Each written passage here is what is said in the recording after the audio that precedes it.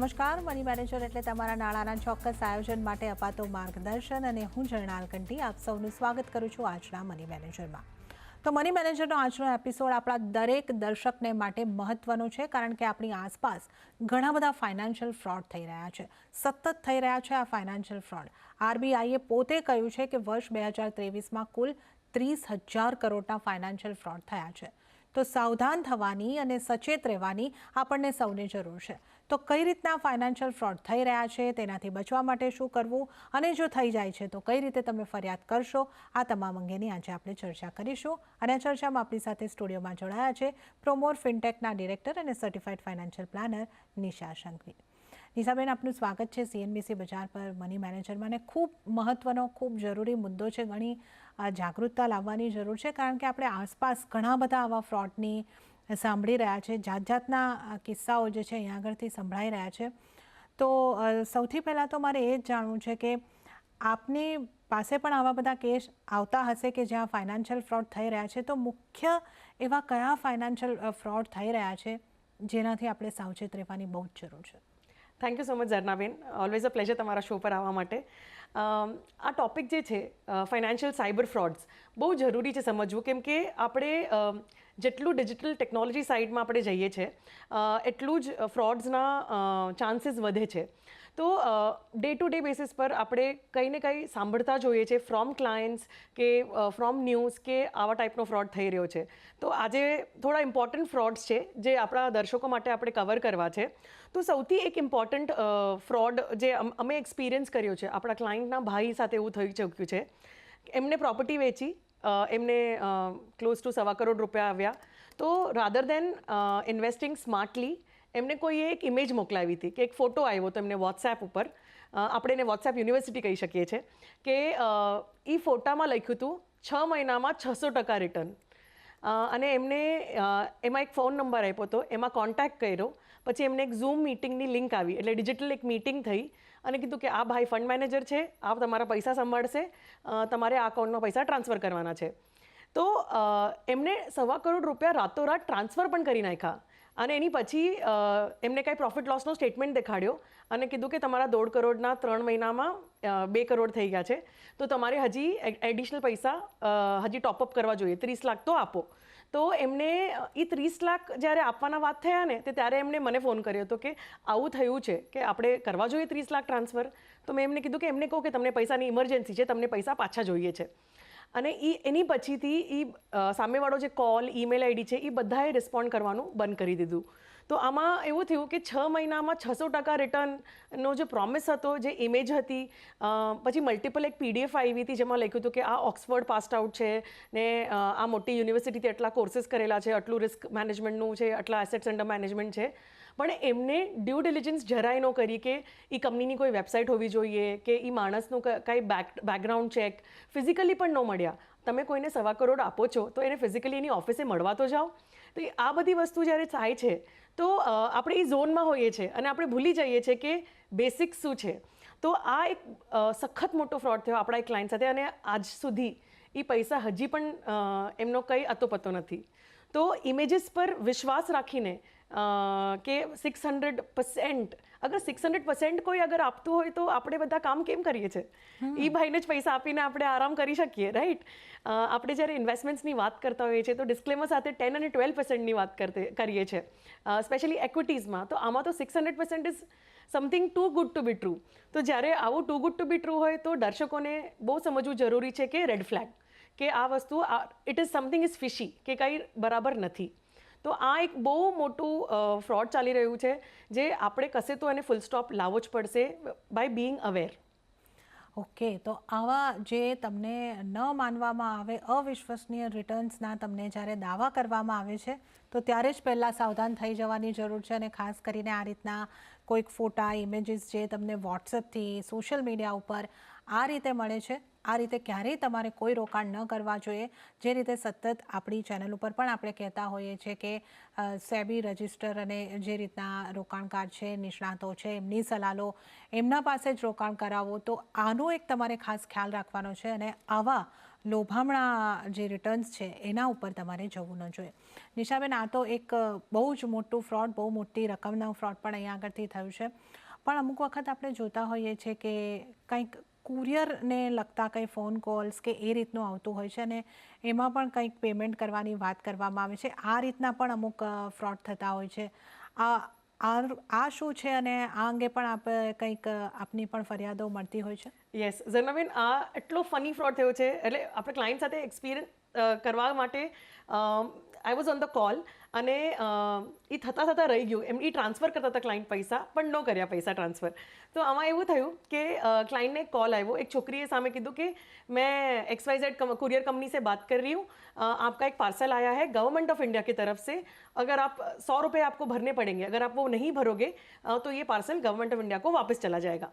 તો એ આપણી જે ક્લાયન્ટ છે એમને મને કોલ કરીને કીધું કે મને આવો કોલ આવ્યો છે કે ગવર્મેન્ટ ઓફ ઇન્ડિયાનું. મેં તો તારું કંઈ છે એવું આવવાનું ગવર્મેન્ટ ઓફ ઇન્ડિયાથી? તો એને કીધું કે એવું કંઈ નથી આવવાનું. તો મેં કીધું એને કહી દે કોલ પર, તને પાછો 10 મિનિટમાં કોલ કરવાની છે. તો એને કીધું કે એને કહી દે કે એ એન્વેલપ ખોલીને તને વાંચીને કહી દે કે શું છે, એવું હશે તો તું પછી પૈસા ભરી દેજે. તો સામેવાળી જે વ્યક્તિ હતી એટલી ટ્રેન્ડ હતી વાત કરવામાં, તો એણે કીધું કે ના, હું તો નહીં ખોલી શકું કેમ કે આ તો ગવર્મેન્ટ ઓફ ઇન્ડિયાનું છે, તો તમારે પૈસા નથી ભરવા, તો હું આ પાછું મોકલી દઉં છું. તો એ પાછી દુવિધામાં આવી ગઈ કે ગવર્મેન્ટ ઓફ ઇન્ડિયાનું કાંઈ ડોક્યુમેન્ટ છે, મારા નામ પર આવ્યું છે, તો એવું શું થઈ શકે? તો એ તો હાઉસવાઈફ છે, તો એને એવું હતું જ નહીં કે શું આવવાનું હતું, એવું શું આવવાનું હતું. તો પછી મેં કીધું ઓકે, મને કોલ પર લેજો. તો હું એ કોલ પર ગઈ. કોલ એને કીધું કે મારી બેનને હું એડ કરું છું કોલ પર, તમે એની સાથે વાત કરો. તો હું કોલ પર એડ થયા પછી એ મને કહે છે કે હું ઇન્ડિયા પોસ્ટથી બોલું છું. તો મેં તો તરત પકડી લીધું એને કે આની પહેલાં તો તમે કહેતા હતા કે XYZ કુરિયર કંપનીથી વાત કરું છું, હવે તમે ઇન્ડિયા પોસ્ટથી કેવી રીતે વાત કરો છો? તો એ છોકરી તરત ફોન કટ કરી નાખ્યો. ઓકે, તો આ રીતે એક સાવધાની રાખવાની જરૂર હોય છે અને આ રીતે પણ અમુક ફાઇનાન્શિયલ ફ્રોડ અહીંયા આગળથી થતા હોય છે. આ ઉપરાંત નિશાજી, એક ઇન્સ્યોરન્સ પોલિસી તમારી લેપ્સ થઈ રહી છે અને અમે ઇન્સ્યોરન્સ કંપનીમાંથી વાત કરીએ છીએ. આવા પણ અમુક કોલ આવતા હોય છે. પછી અમુક વખત એવા પણ કોલ આવતા હોય છે કે તમારું બેંકનું અકાઉન્ટ અમે બંધ કરી રહ્યા છે, તમારો આધાર કાર્ડ અને તમારું પેન કાર્ડ ને એવી બધી ડિટેલ્સો માંગવામાં આવતી હોય છે ફોન કોલ પર. તો આ રીતના ફાઇનાન્શિયલ ફ્રોડ પણ થતા હોય છે. આ અંગે તમે કેમને જણાવીશું? એબ્સોલ્યુટલી ઝરનાબેન, આમાં 2 કેસ આપણે એક્સપિરિયન્સ કર્યા છે લાઈવ. એક છે જેમાં તમને કોલ આવે છે કે હું આ ABC ઇન્સ્યોરન્સ કંપનીના કેન્સલેશન ડિપાર્ટમેન્ટથી વાત કરું છું. તમે વી આર ઇન 24, તો એવું કહેશે કે તમે 2013માં 50,000 ભરીને તમે પોલિસી લીધી હતી, પણ એની આગળ તમે ભર્યા જ નથી, તો આ 50,000ની વેલ્યુ 2.5 લાખ થઈ ગઈ છે. તો તમારે અગર આ પૈસા જોતા હોય તો તમારે આજે તમારે 50,000 ભરવા પડશે.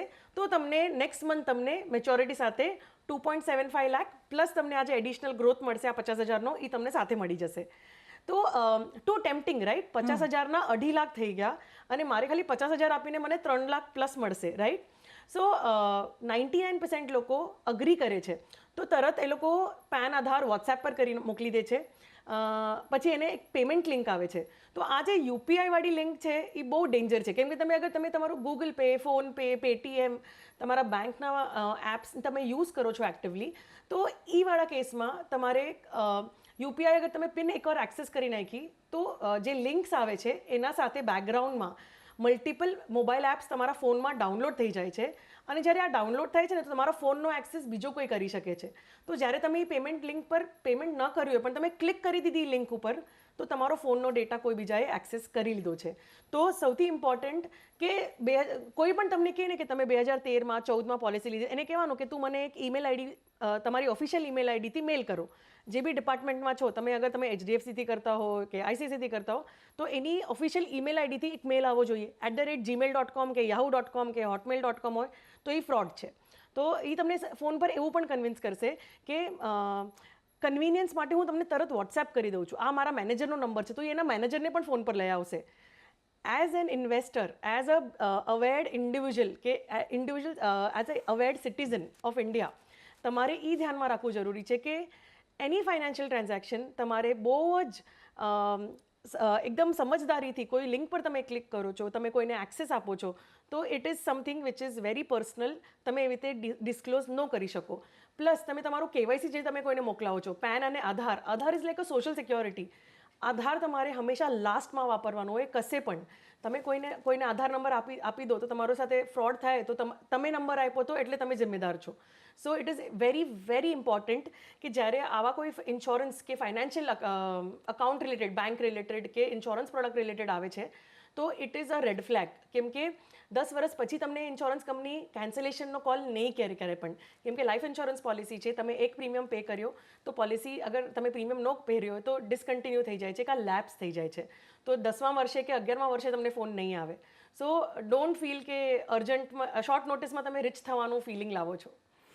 ઓકે, તો આ એક મહત્વનો મુદ્દો છે કે એ આપણે જે પહેલાં જે ફ્રોડ હતો એની અંદર પણ વાત કરી, મોટા રિટર્ન કે પછી આ રીતના તમારા ઇન્સ્યોરન્સ પોલિસીમાંથી હવે તમારે આટલા રૂપિયા મળી શકે છે, આવા કોઈ પણ લોભ લાલચમાં નહીં આવવું. ને બીજો મહત્વનો મુદ્દો છે, કોઈ પણ લિંક ઉપર વગર વિચારીએ ક્યારે તમારે ક્લિક કરવાનું નથી અને આ લિંક ઉપરથી કોઈ પેમેન્ટ કરવાનું ને એ રીતના જવાનું નથી. ખાસ મુદ્દાઓ જે તમારે ધ્યાનમાં રાખવાના છે કે ઓફિશિયલ અકાઉન્ટથી તમે ઈમેલ માંગી શકો છો. આ ડિટેલમાં અહીંયા આગળથી નિશાબેને આપણને સમજાવ્યું છે.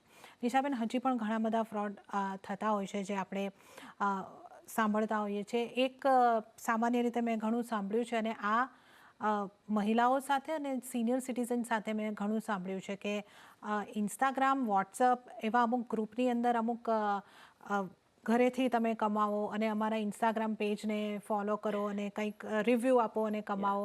પછી આ રીતે કંઈક 50-60 રૂપિયા, 100-200 રૂપિયા લોકો આપે પણ છે, પછી સામેથી માંગણી કરે છે અને કંઈક ફ્રોડ થાય છે. આ શું છે અને આવા બધાથી કઈ રીતે સાવચેત રહેવું જોઈએ? ઝરનાબેન, એક ક્લાસિક એક્ઝામ્પલ આપણે આપણા ક્લાયન્ટ સાથે એક્સપિરિયન્સ કર્યો છે. તો જ્યારે તમને કોઈ કોલ આવે છે, વોટ્સએપ કોલ આવે છે કે તમને કોઈ ઇન્સ્ટાગ્રામ કે ટેલિગ્રામ પર તમને કોઈ ડીએમ કરે છે કે તમને પર્સનલી એક મેસેજ મોકલાવે છે, તો એ ટાઈમ પર તમને એ લોકો પ્રોમિસ કરે છે કે હું તમે મારા પેજને લાઇક કરો, શેર કરો, સબસ્ક્રાઇબ કરો મારા ચેનલને, કે તમે હું તમને ગ્રુપમાં એડ કરું છું, તમને ખાલી લાઇક કરવાનું છે કે તમારે ખાલી શેર કરવાનું છે કાં તમારે ખાલી રિવ્યૂઝ આપવાના છે તો તમને પર રિવ્યૂના તમને 100 રૂપિયા મળશે. તો તમે જ્યારે પહેલાં 5-6 વખત કરશો ને તો તમને પૈસા આવતા જશે. અને પછી જ્યારે એક તમને આદત થઈ ગઈ ને તો તમે હાયર રિસ્ક પણ લેશો. તો આપણો એક ચેન્નઈનો ક્લાયન્ટ છે જે દુબઈમાં જોબ કરે છે. એને એવો મેસેજ આવ્યો હતો વોટ્સએપ ઉપર. ત્યારે એને બહુ પૈસાની તંગી હતી તો એ ભાઈને ત્યારે જ કોલ આવ્યો. તો આપણે કહીએ ને વિનાશકાલીન વિપરીત બુદ્ધિ, તો એવું જ થયું કે એને એવો કોલ આવ્યા પછી એને એ ટેલિગ્રામ ચેનલ જોઈન કરી. ટેલિગ્રામ એક મોબાઈલ એપ્લિકેશન છે કમ્યુનિકેશનનો, વોટ્સએપ જેવી તે જ. તો એમાં સખત ફ્રોડ થઈ રહ્યા છે. તો જ્યારે આ એમને કોલ આવ્યો આપણા ક્લાયન્ટને કે આપકો લાઇક ઓર સબસ્ક્રાઇબ કરના હૈ ઓર રિવ્યૂ શેર કરને હૈ ગ્રુપમાં, તો એને જ્યારે એ ગ્રુપમાં એડ કર્યો ટેલિગ્રામના, તો ત્યારે એણે બીજા લોકોના મેસેજીસ જોયા કે અરે આ બહુ સારી સ્ટ્રેટેજી આપે છે, આમ છે તેમ છે, આપણે ફક્ત લાઇક કરવાનું છે. તો એને એવી રીતે તમને પહેલાં એને પૈસા આવ્યા, તો પહેલાં 3 વખત એને ફોરેન અકાઉન્ટથી પૈસા આવ્યા એના અકાઉન્ટમાં. અને ચોથી વખત જ્યારે એમને કીધું કે ના, પહેલાં હવે તમને પૈસા ભરવા પડશે કે તમે હવે નેક્સ્ટ લેવલ પર આવી ગયા છો, તો કેમ કે તમને આટલા પૈસા અમે આપી દીધા છે તો તમે પહેલાં ટ્રાન્સફર કરો અને પછી અમે તમને એને ડબલ કરીને ટ્રાન્સફર કરતા જશું. તો જ્યારે એને 25 લાખ ટ્રાન્સફર કર્યા ને એ પછી એને રિપ્લાય આવવાનો બંધ થઈ ગયો. પહેલાં એને 50,000, 60,000 એવી રીતે 2-3 વાર આવ્યા. ચોથી વખતમાં એને 25 લાખ એને ટ્રાન્સફર કરી નાખ્યા. પર્સનલ લોન લઈને, ગોલ્ડ લોન લઈને, હેન્ડ લોન લઈને ફેમિલી મેમ્બર્સ પાસેથી 25 લાખ ટ્રાન્સફર્ડ. એની પછી માણસ ગાયબ. સામેવાળો ટેલિગ્રામનો કોઈ રિસ્પોન્ડ નહીં, ફોન કોલનો રિસ્પોન્ડ નહીં. ચેન્નઈ બેઝડ રહે છે દુબઈમાં અને હાર્ડ અર્ન મની માટે એને આટલી મગજમારી, આટલું સેવ કર્યું હતું જે બી નાનું મોટું અમાઉન્ટ, અને પછી આ લોન લઈને ફસાઈ ગયો અને પૈસા પણ વયા ગયા.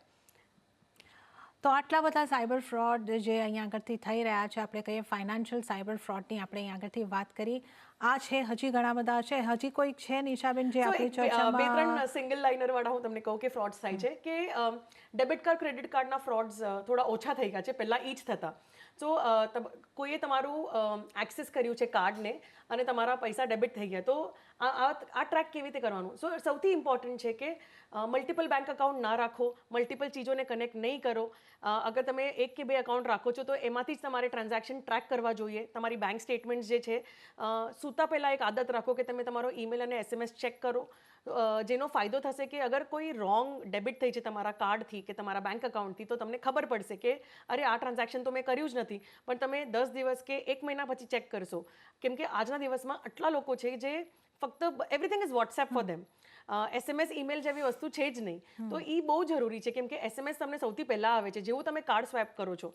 તો મારા પોતાના કાર્ડ પર એકવાર મને $1,000નું ડેબિટ આવ્યું હતું. તો મેં તરત મારા કાર્ડને ફોન કર્યો અને કીધું કે આ મેં નથી કર્યું. તો દે બ્લોક્ડ ઇટ.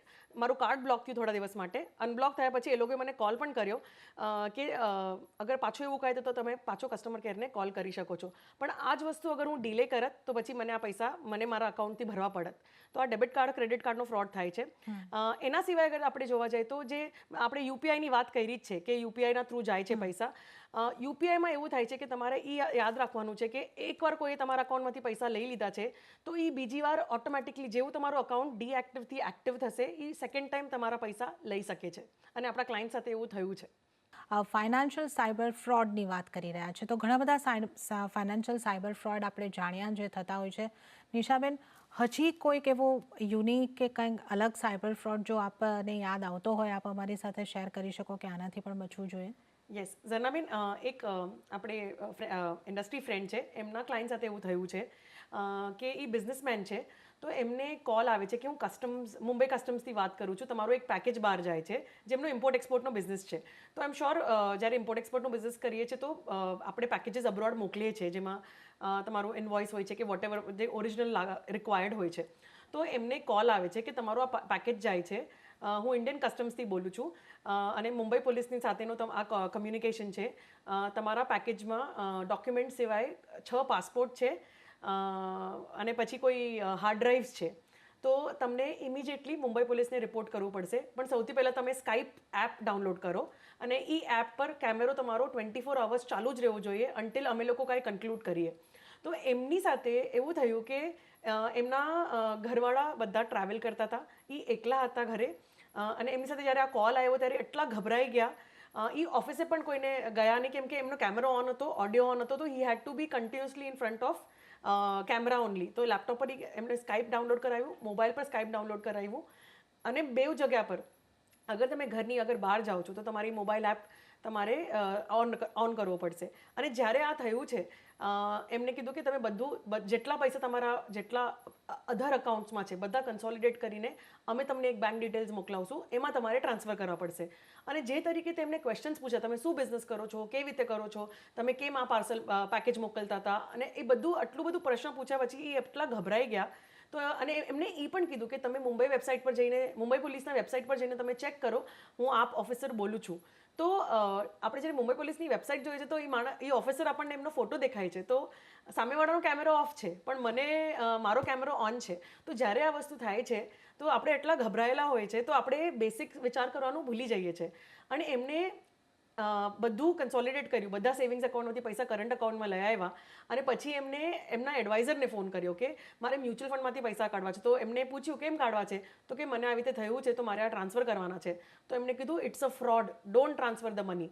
તો એ બેંક ગયા અને પછી જ્યારે પાછા ઘરે આવ્યા તો એ સ્કાઇપમાંથી લોકો ગાયબ થઈ ગયા હતા. તો ઇમેજિન કરો, એટલે થતાં ફ્રોડ રહી ગયો. નહીં તો એમને 65 થી 70 લાખ રૂપિયા ટ્રાન્સફર કરી નાખ્યા હોત. કન્સોલિડેટ કરીને બધા કરંટ અકાઉન્ટથી, સેવિંગ્સ અકાઉન્ટથી, એફડીસથી બધા જમા કરી લીધા. ફક્ત ઇન્વેસ્ટમેન્ટવાળા બાકી હતા જે એમને એડવાઇઝરને ફોન કર્યો કે આવું મને રિક્વાયરમેન્ટ છે, મને પૈસા વિડ્રો કરવા છે મારા મ્યુચ્યુઅલ ફંડના. તો ત્યારે ખબર પડી કે આ ફ્રોડ છે. તો આવા ફ્રોડ્સ પણ થાય છે. આપણે ગભરાવાનું નહીં. સામેવાળો આપણને કોઈ બી એપ ડાઉનલોડ કરે તો કહેવાનું કે તમે મને એક ઓફિશિયલ ઈમેલ મોકલાવો કે તમે મને કહો હું તમારા ઓફિસે આવું છું. તો એવા ટાઈમ પર જ્યારે આવી સિચ્યુએશન બને છે એ એટલા ગભરાઈ ગયા હતા કે 2 થી 3 દિવસ એ એટલા પ્રેશરમાં કોઈને કાંઈ કહેતા પણ નહોતા અને ઘરની બહાર પણ નહોતા જતા. ઓકે, તો આપણે અહીંયા આગળથી આ વાત કરી કે ઘણા ફાઇનાન્શિયલ ફ્રોડ આ રીતે થતા હોય છે. પણ હવે નિશાબેન અમને એ પણ સમજાવી દો કે આપણે જાગૃતતા તો કેળવવાની કોશિશ કરી છે, પણ કદાચ તો પણ આવું કંઈક થઈ જાય છે તો કઈ રીતે રિપોર્ટ કરવાનું છે અને રિપોર્ટ આપણે કરીએ છીએ તો આપણા ગયેલા પૈસા પાછા આવવાના કોઈ ચાન્સીસ છે કે નહીં, આ અંગે થોડું સમજાવશો. ઓકે, સો ઝરનાબેન, અત્યાર સુધીના એટલે 23 ફાઇનાન્શિયલ આપણે ફિસ્કલ યર અગર ગણીએ છીએ તો 2 to 8%ની રિકવરી એ લોકો કહે છે, depending upon the fraud type. એટલે રિકવરી એટલી ફાસ્ટ નથી હોતી, એટલી મોટી પણ નથી હોતી.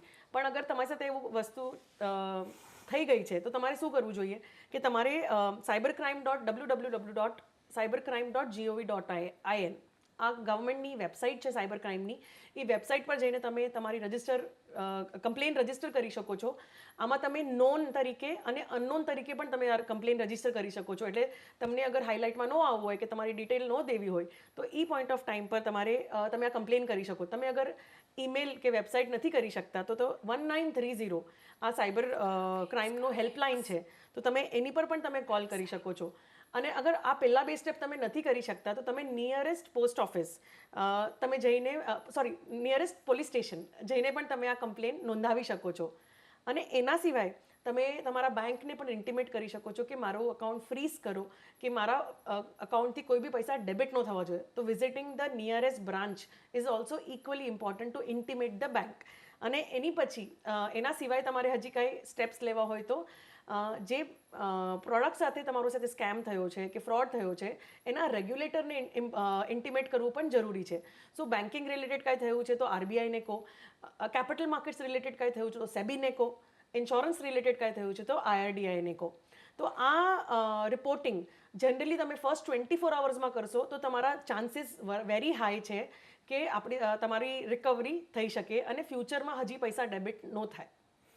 ઓકે, તો તમારે રિપોર્ટ કેવી રીતે કરવાનું છે અને 24 કલાકની અંદર રિપોર્ટ કરો, આ એક મહત્ત્વનું છે. હવે નિશાબેન, ઝડપથી થોડું એ પણ જાણી લઈએ કે કઈ રીતે આપણે ધ્યાન રાખવું, કયા સાવચેતીના પગલાં આપણે ફોલો કરવા કે આપણે આવા સાયબર ફ્રોડ, જે ફાઇનાન્શિયલ સાયબર ફ્રોડ છે એનાથી બચી શકીએ. ઓકે, સો ઝરનાબેન, આ સૌથી ઇમ્પોર્ટન્ટ વસ્તુ છે કે બી અવેર કે તમારા સરાઉન્ડિંગમાં શું થઈ રહ્યું છે, કે તમારા ફેમિલી મેમ્બર્સને પણ એક અવેરનેસ રાખવી જોઈએ કે ફાઇનાન્શિયલ ફ્રોડ્સ થાય છે, કોઈને પણ એક્સેસ નહીં આપવાનું, કોઈને પણ આમ જ પૈસા ટ્રાન્સફર નહીં કરવાના.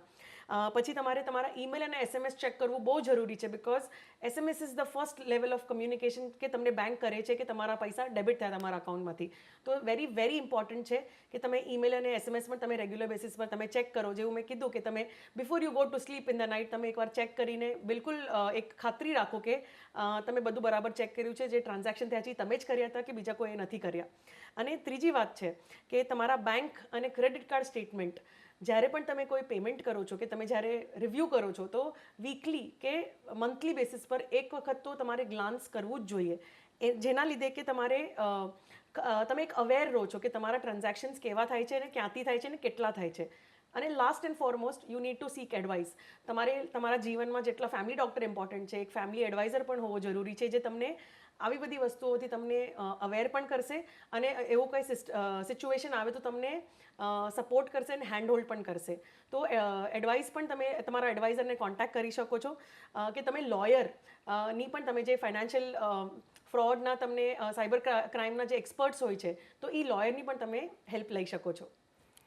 ઓકે, તો આજે આપણે ખાસ કરીને આ ફાઇનાન્શિયલ જે સાયબર ફ્રોડ છે એની વાત કરી છે.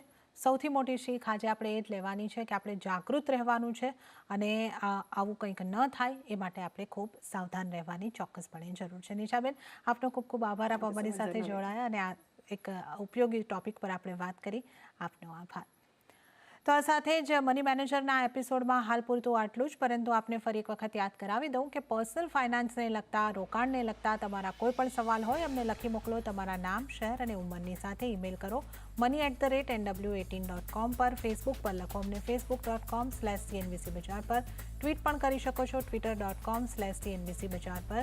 અને આપ અમને વોટ્સઅપ પણ કરી શકો છો 7506660000 પર.